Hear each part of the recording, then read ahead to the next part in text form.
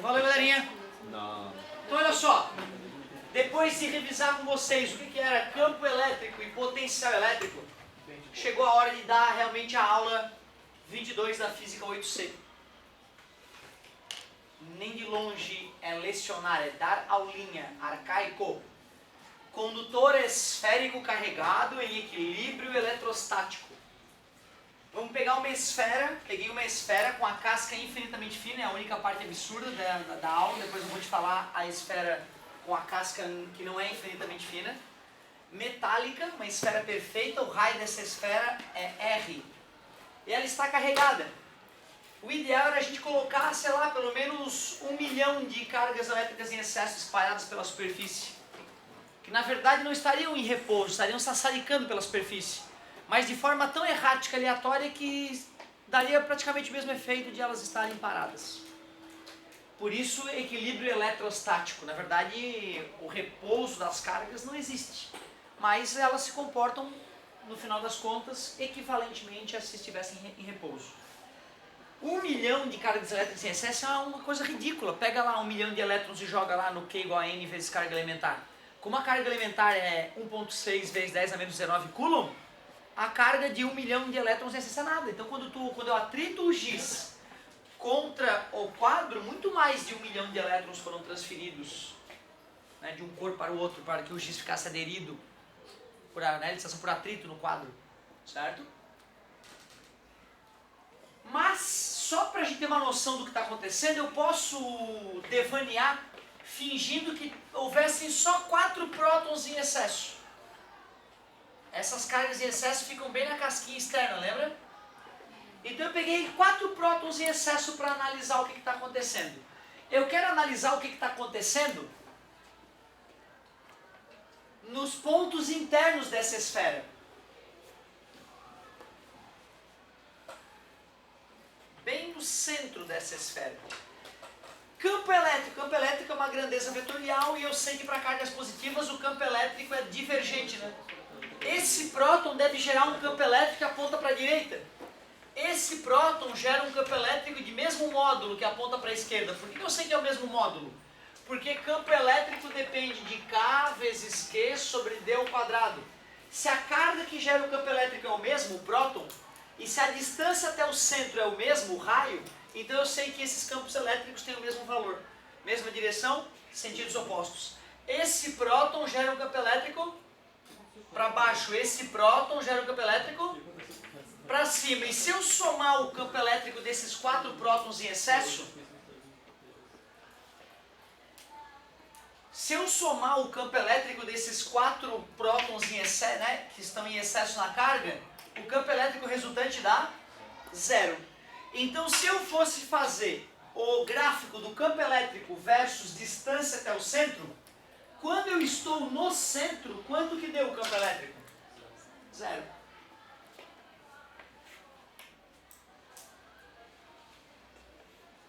Isso aqui é o raio, né? Distância até o centro. Qual era a distância até o centro? Eu estava analisando que ponto? O centro. Qual é a distância até o centro? 0. No centro, a distância até o centro é 0. E o campo elétrico deu quanto? 0. Então eu tenho que marcar o ponto no 0, 0. Agora, eu vou usar como referência um eixo X aqui, ó, cuja origem está bem no centro. Eu vou analisar o que está acontecendo com o campo elétrico à direita desse ponto. Este próton em excesso gera um campo elétrico para lá. Este próton em excesso gera um campo elétrico para lá. Este próton em excesso gera um campo elétrico para lá, um pouquinho menor que os outros, né? Porque a distância é um pouco maior, né? E esse próton gera um campo elétrico um pouco maior para o lado oposto, né? Quando eu for decompor esses vetores aqui, as suas componentes verticais vão ter o mesmo módulo e vão acabar se... E se eu somar todas as componentes horizontais desses 3 campinhos elétricos para lá, dá exatamente do mesmo valor que o campo elétrico para a esquerda. Portanto, se eu somar os vetores, eu continuo obtendo 0. E por mais que eu me aproxime da casca da esfera, esse campo elétrico diminuiu, né? Esses campos elétricos aqui também diminuíram, né? Só que vocês aceitam que o ângulo entre esses vetores também diminuiu? Então as componentes verticais diminuíram, comparados com a componente horizontal para a direita que aumentou. E por mais que eu tenha me aproximado dessa carga e o campo elétrico dela tenha aumentado em relação ao ponto anterior, quando eu faço a soma desses três vetores menores apontando para lá, com esse vetor maior apontando para lá, adivinha? Continua dando zero. Em qualquer ponto da parte interna daquela esfera condutora carregada, se eu faço a análise dos vetores campo elétrico, a soma desses vetores, só porque é uma grandeza vetorial, acaba dando zero. Até quando eu encosto na casca infinitamente fina. Aliás, até antes de eu encostar na casca infinitamente fina. Porque quando eu encosto na casca infinitamente fina, para não analisar ali em cima do próton, vou analisar aqui na casca. Quando eu estou na casca da esfera carregada, os campos elétricos gerados por esses prótons apontam para lá, certo? Esse campo elétrico aqui é um pouco maior e aponta para lá, maior porque está mais próximo, né? Esse campo elétrico aqui aponta para lá e também é um pouco maior. Tem como esses vetores darem zero? Já não dá mais para essa anular, né? Não tem nenhum vetor apontando no sentido oposto para que dê zero. Então eu já não posso considerar que quando eu estou nessa casca infinitamente fina, na casca, no interior da casca, o campo elétrico já não é nulo. Eles têm um certo valor. Vamos chamar de x esse valor primeiro. E o que tu acha que acontece quando eu desencosto da casca? Quando eu estou por fora da casca, quase encostando nela, mas fora. Tu acha que o campo elétrico agora aumentou ou diminuiu? Aumentou, né? Porque aqueles campos elétricos que eram maiores, que estavam se anulando, agora já tem um certo ângulo, né, entre esse vetor campo elétrico e esse outro, né? Agora esse já não vai mais se anular com esse, né? Já vai dar um campo elétrico maior. Experimentalmente a gente percebe que desencostando dessa casca muito fina, o campo elétrico dobra. E aí depois ele começa a cair com o quadrado da distância, como a fórmula mostra. Depois que eu estou fora da esfera, eu começo a me afastar de todas as cargas ao mesmo tempo, né? E aí então a fórmula vai funcionar. A gente percebe experimentalmente que quando dobra a distância por fora da esfera, cai 4 vezes o campo elétrico. Triplica a distância, cai 9 vezes o campo elétrico. E o campo elétrico continua caindo. Só que ele só vai ser nulo no infinito, matematicamente falando. Na prática, quando a gente está muito distante de uma carga elétrica, a gente já não consegue mais detectar o campo elétrico dela. Teoricamente sim, na prática a gente não tem equipamentos para detectar. Da mesma forma que quando o Otávio pula, a Terra sacode. As pessoas têm dificuldade absurda de entender esta obviedade. Certo? As pessoas acham que eu sou louco quando eu digo que eu estou pulando, que a Terra sacode. Né? E é uma obviedade, é uma coisa lógica. Né? Quando eu empurro a cadeira me empurra, nós dois sentimos essa força, né? Por mais que seja um movimento atômico, certo? Um movimento de menor que nanômetro, um movimento desprezível com a própria movimentação da crosta terrestre natural que ocorre todo dia devido à gravidade. Né? Então tem equipamentos super sensíveis, via satélite a gente mede que a crosta terrestre sofre variações, para mais, para cima e para baixo, o dia todo, o tempo inteiro. E dá para mapear isso, a gente mapeia isso. Certo? Que loucura, né, cara? Às vezes é uma coisa muito básica, mas o leigo que nunca filosofou sobre isso acha que o físico é louco. E na verdade, não. Na verdade é só porque ele conhece algo que a maioria das pessoas não conhece e aí dá a sensação de que é uma loucura. Ah, então tá, cara. Campo elétrico no interior de um corpo carregado, corpo condutor, se ele é esférico, dá zero. Mas mesmo que ele não seja esférico, mesmo que ele tenha o formato de carro, por exemplo, a pessoa pode, mesmo assim, confiar que no interior de um carro, mesmo quando várias dezenas de coulombs estão na carroceria do carro fluindo em forma de um raio que caiu no carro, a pessoa está salvo de campos elétricos. Para quem não acredita nisso, assistam o episódio dos Mythbusters, onde eles tentam fazer uma pistola de água elétrica. Só botar lá no YouTube, pistola de água elétrica Mythbusters. E aí o cara lá, que tem cara de Leão Marinho, aquele bigodão clássico, ele pega uma pistola de água, vai numa máquina de raio artificial, né, que gera mais de 1 milhão de volts, e enquanto a máquina está disparando raios, ele pega a pistola de água lá de dentro da máquina e joga água. Ele está numa gaiola de Faraday, mas ele está no metal e está todo molhado, e a água pingando para tudo que é lado lá. E quando a água sai da gaiola de Faraday, o raio percorre a água. Ele faz uma pistola de água com 1 milhão de volts, e aí destrói o Buster, né, aquele bonequinho de gelatina balística que eles fazem, né, que eles usam como o cobaia, né? Vocês nunca viram o Mythbusters? Porra, vê pelo menos um episódio, assim, tem os episódios que são meio babaca, né, mas é legal, é divertidinho. Eles tentam, né, usar ideias físicas ali, né, para tentar demonstrar algumas coisas. Gaiola de Faraday, mas espera aí. Vamos analisar o que acontece com o potencial elétrico, volts, dentro da esfera. Potencial elétrico é uma grandeza física escalar ou vetorial? Ela é vetorial que nem o campo elétrico? Volts é joule por coulomb. Lembra alguns minutos atrás a gente revisou isso, né? Joule é energia. Quando tu come a comida, dá para selecionar em que direção vai a comida para o teu corpo? Isso é prova de que a energia não é vetorial. Quando tu vai esmurrar um coleguinha na escola, tu consegue direcionar a tua força, né? Ah, eu vou bater no olho esquerdo dele, certo? Eu vou bater na boca do estômago, né? Energia não. Energia, eu vou comer um Big Mac, bota aqui que depois eu vou fazer ali, vou tirar. Não dá. A energia, ela não é uma grandeza que tenha direção e sentido, né? É uma grandeza escalar. Beleza? Logo, esta carga positiva gera um potencial positivo no centro. Essa carga positiva também gera um potencial, essa e essa. Somando esses potenciais positivos dá um resultado positivo. Então não é zero. No centro da esfera o potencial não é nulo. Quando eu me afasto do centro da esfera, o potencial gerado por essa carga aumentou ou diminuiu? Nesse novo ponto. Essa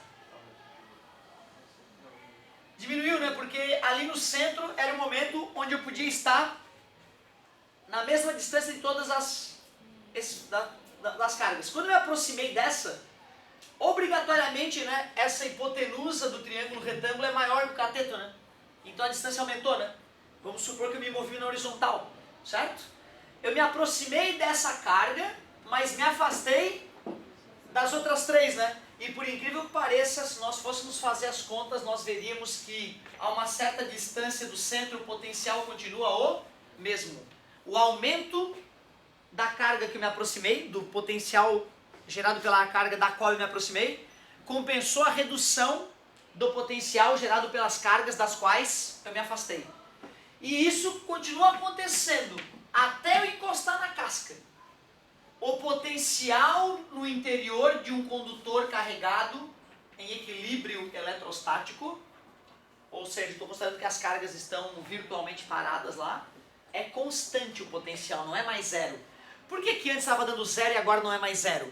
Antes a grandeza era vetorial, uma apontava para lá, outra para lá, os vetores se anulavam, agora não é mais vetorial. Então não tem mais, só subtrairia se uma das cargas em excesso fosse negativa. Mas eu disse, o corpo carregado era carregado positivamente. E se fossem elétrons em excesso, todos gerariam potencial negativo. E daí um resultado global negativo. A única diferença é que o gráfico seria aqui embaixo. Só que depois que eu saio da casca da esfera, eu vou começar a me afastar de todas as cargas. Eu não vou mais me aproximar de ninguém para compensar o afastamento das outras. Aí é natural que se imagine que o potencial comece a cair. Só que será que ele vai cair tão intensamente quanto o campo elétrico caiu? Não, né? Não, porque no potencial elétrico a distância não está elevada ao quadrado. Então o gráfico demora mais a cair, não cai tão intensamente. Afinal, o campo elétrico é inversamente proporcional ao quadrado. E potencial elétrico é inversamente proporcional à distância, não é ao quadrado. Essa curva é uma hipérbole quadrática. Essa curva é uma hipérbole equilátera. Ela cai mais suavemente. Dobra a distância, cai o campo elétrico 4 vezes. Dobra a distância, o potencial só cai a metade. Dobrando a distância, né, contada a partir do centro. Tu vê, né, cara? Eu vou te dizer que quando o professor... Eu cheguei a levantar a mão, como eu fazia 38 vezes por dia. Professor? O senhor está querendo me dizer que se eu pegasse o equipamento e fosse medir o campo elétrico, dava 0, 0, 0, 0, aí tu encosta, dá um valor. Tu desencosta, dobra, salta, ele é... Eu me desculpo, não posso acreditar. Não posso acreditar que Deus seja assim. Deus assim, 0, 0, 0, aí dá valor, pum, aí depois dobra. Né? Bolinha aberta, bolinha fechada na minha cabeça era uma doença matemática. Não era algo que pudesse existir na vida, na natureza. Bolinha aberta, bolinha fechada, aquilo é uma doença, intervalo. Então eu até decorei, né? Eu sabia que se me perguntasse eu ia responder o que o senhor me ensinou, mas eu não acredito. E tentava convencer os jovens boca abaixo, né? Usando o ângulo, a mudança do ângulo entre os vetores ali para justificar aquele salto ali, né? Aí lá na faculdade de física o professor foi analisar conosco a situação de uma esfera condutora carregada com raio interno Rzinho e raio externo Rzão. Isto aqui é metal, aqui dentro é vácuo, lá fora também é vácuo. E ela está carregada. Vamos fazer com carga negativa agora. O excesso de carga fica na superfície externa, beleza? O potencial elétrico, como eu disse a vocês, a única alteração é que como as cargas são negativas, o potencial é negativo, mas ele é constante no interior. Concordam? E ele vai ser constante também durante toda a casca da esfera, sem problema algum. Então não importa onde é que está o Rzinho e onde é que estaria o Rzão para o potencial elétrico. Mas, depois que eu começo a me afastar do centro, por fora do raio maior, aí eu me afasto de todas as cargas, o potencial cai. Mas ele cai não com um quadrado a distância, ele cai só inversamente proporcional à distância, uma curva suave. Vê só porque o potencial para baixo, só porque o potencial é negativo, né? Potencial em volts, joules por coulomb. Mas se eu fosse fazer o gráfico do campo elétrico versus distância, não faz muito sentido dizer que campo elétrico é para baixo, porque campo elétrico é uma grandeza vetorial, mas aí diz que o campo elétrico está apontando para o centro. Tudo bem, mas não é comum a gente representar campo elétrico negativo, vou representar ele positivamente. Nós sabemos que aqui no interior o campo elétrico é nulo.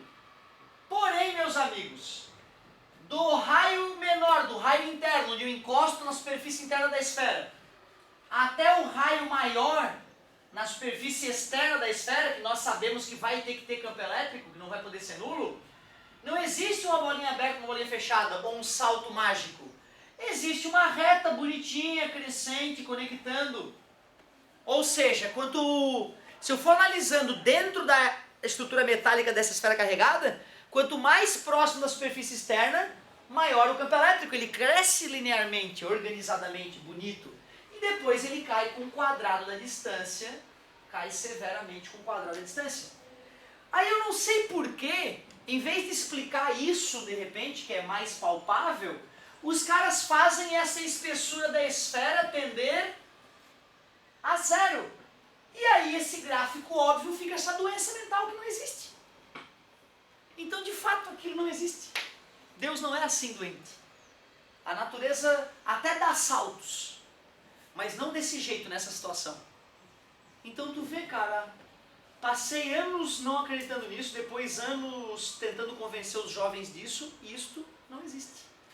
Porque não existem esferas com a casca infinitamente fina.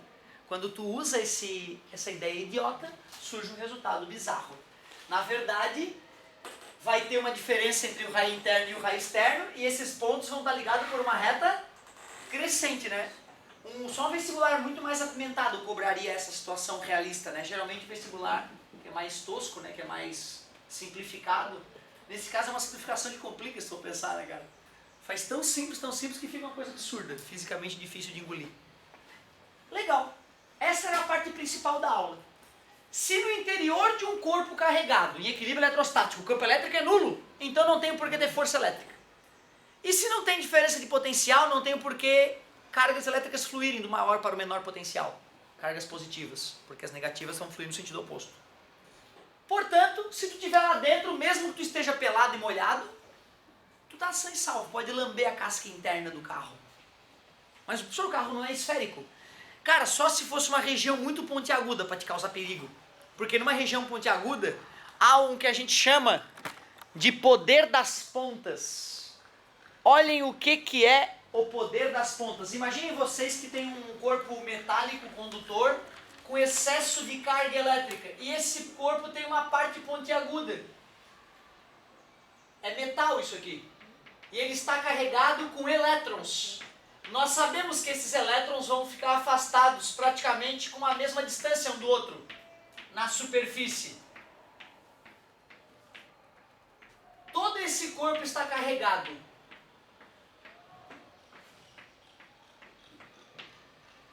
Se eu fizer um círculo englobando algumas cargas da superfície em vários pontos desse corpo, eu vou ver que na região onde tem uma ponta, eu com a mesma esfera consigo abraçar mais cargas elétricas.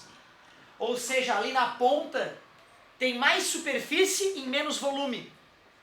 E como as cargas são distribuídas uniformemente na superfície, naquela região pontiaguda tem um excesso de carga elétrica, então o campo elétrico ali é mais intenso do que nas partes arredondadas ou planas. Então se eu começar a acrescentar carga elétrica nessa porcaria, da onde que vai disparar um raio, descarregando o excesso de carga? Da ponta. Por isso que as coisas que nós vamos conectar eletricamente, a gente procura fazer ponte aguda. Tipo para-raio. Ponte agudo, tipo os contatos metálicos de um multímetro. Duas agulhinhas bem agudas. Para a corrente elétrica fluir melhor naquela pontinha. Certo? Legal. Isso é chamado de poder das pontas.